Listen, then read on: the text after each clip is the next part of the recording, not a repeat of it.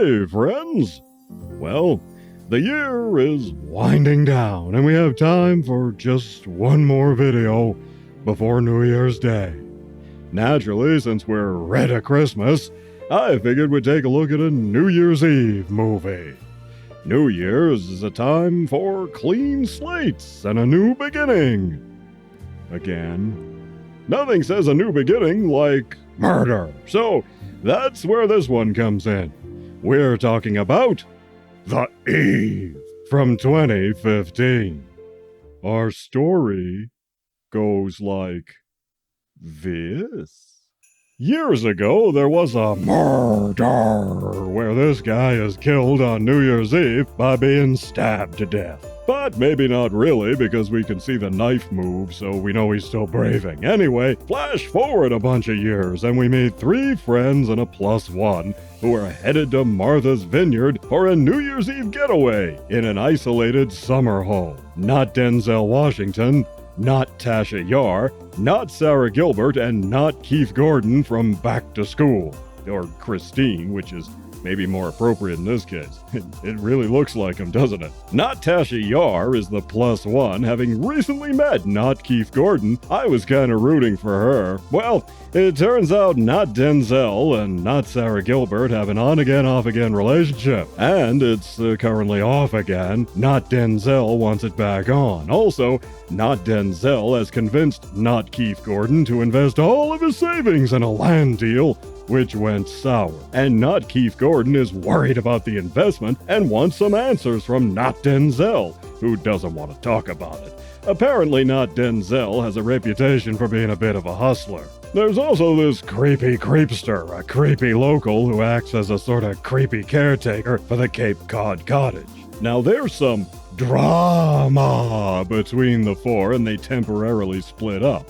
Naturally, one winds up not alive anymore, via a method that's never actually revealed to us. Shot, stabbed, strangled, poisoned, forced to watch an episode of The Acolyte? All of the above? Hell, who knows? And this precipitates suspicion between the others. Is one of them the killer? Is it the creepy caretaker? Or is it an outsider?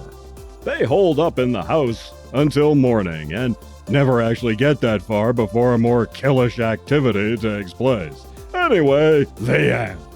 There are no name brands in this thing, as you might expect. The only one who's done much of anything is not Denzel, played by Al Thompson. He appeared in A Walk to Remember and The Royal Tenenbaums. Not Keith Gordon, played by Evan Bass, or Evan Bass, I don't know, who co-produced and also wrote the script for The Eve. The others are pretty thin in the credits department. As horror movies go, this one is pretty middling. It's not gory at all, so I appreciated that. The suspense, such as it is kind of forced. There are a few pointless jump scares that never amount to anything, and it's all very low wattage. The kills, if you're into that, are not very spectacular either. It's all very mundane. And worst of all, you can narrow down the suspects super fast based on that opening scene. And you already know who it is by the last third of the picture or so. So when the killer is revealed, it's very anticlimactic. There are some things that kind of work.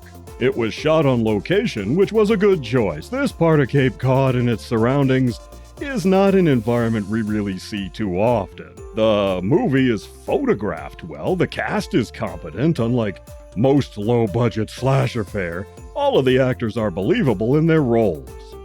I won't lie, I wanted to like it, but it's a meh movie, and there's no way around it. It reminded me of a magnum of champagne, one bottled in Kazakhstan, opened, recorked, and left shoved in the back of the cupboard, under the sink, and left there 12 years ago. It's kind of flat, kind of stinks, and it doesn't go down very well at all.